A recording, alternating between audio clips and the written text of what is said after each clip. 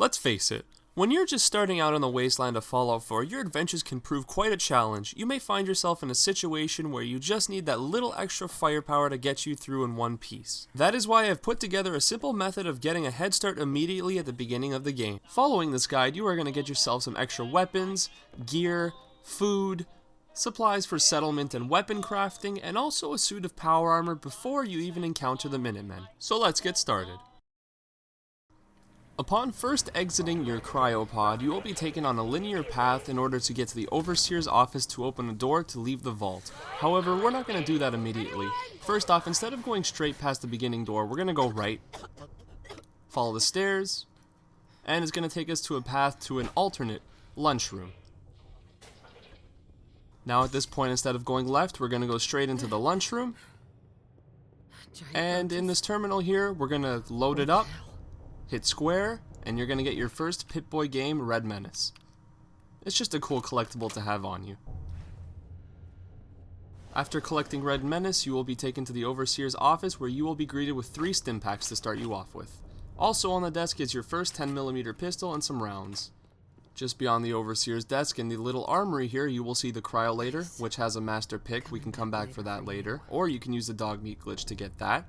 And just beside that you will find an additional 10mm pistol with some extra rounds. Additionally, you can search the vault lunchroom for pots, pans, and other stuff you can use for settlement crafting, along with weapon crafting. But now we're exiting the vault, and we're first going to head to Sanctuary. Rather than going down the original path, we can scale the small mountain here to hop down to Sanctuary without taking any damage to our person.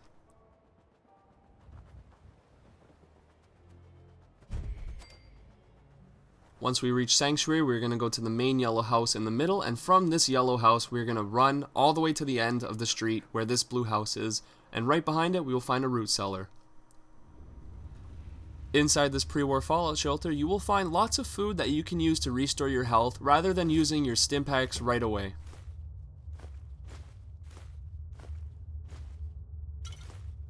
Near the back of the shelter is actually a safe that is too hard to pick, but you can always come back for that, along with some gold bars, and gold is hard to find in the beginning of the game. Once we are done in the root cellar, we're actually going to run back to our starting house, taking this path. And we are going to enter Sean's room, and underneath the dresser, you will find a special book, which you can increase 1 stat with.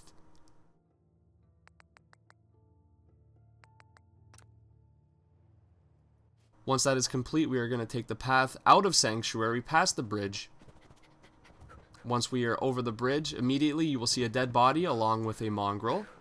On this raider's body, you will find a pipe pistol with some ammo, stim pack, and a drifter outfit, along with a tire iron on the mongrel that you can use as a melee weapon if you prefer. Next thing we're going to be looking for is the statue, and right underneath this statue you will find a duffel bag with additional ammo and a weapon. Once those items have been collected, we're going to follow the body of water all the way until the end.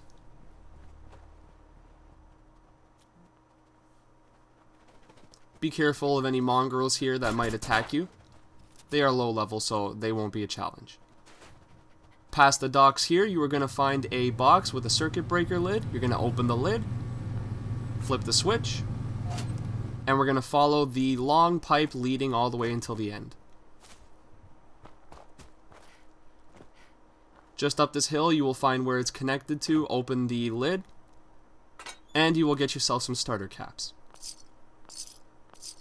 However, that is not it. If you look next to that, you will see a dead body with actually a 44 Magnum and some 44 rounds, along with some extra food and junk you can use for your settlement. If we hop on top of the pipe here, you'll get some Radaway, Rad X, just some stuff if you take some radiation damage. Next up from here, just a short walk away, we're going to head to the Red Rocket Station, where we're going to first encounter Dogmeat.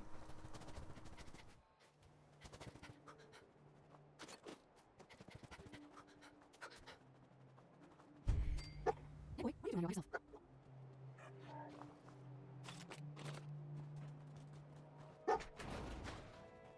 Once Dogmeat is your companion, we're going to leave through the garage door here.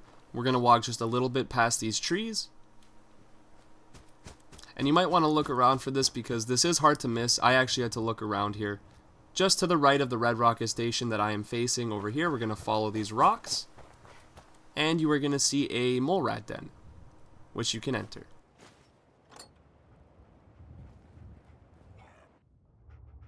Now underneath here you are going to find 3 paths along with some mole rats, so those are pretty easy to kill. You can take the brain fungus off the wall too if you would like. Once they are dead, the first path, which is the middle that I'm going to take, there is a ice box or ice cooler with some extra food. Next up, we're going to go down the left path here, which be careful because some more mole rats will spawn. And just past here you will find a toolbox along with a safe, and this safe can be picked.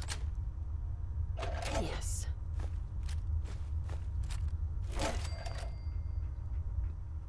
And for the final path, we are going to go down the right path, and this is where we're going to want to collect our first fusion core.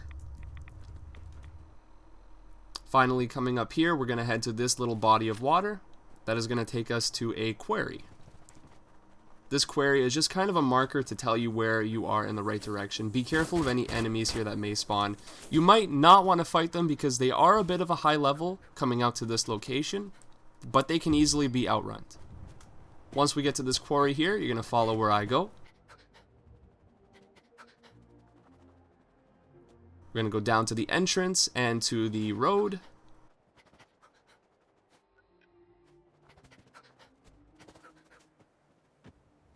Once here, you will see the red truck as kind of a marker to tell you that you're in the right direction.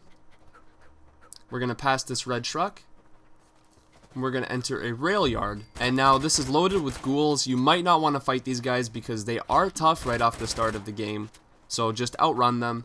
You are going to see this blue train car, and we're going to enter this. Inside this train car, you will find some railway spikes along with another ice cooler and a cap stash.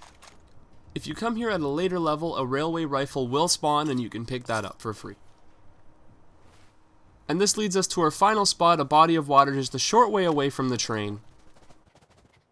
We're going to run down this slope here. Be careful because there are raiders that can shoot you.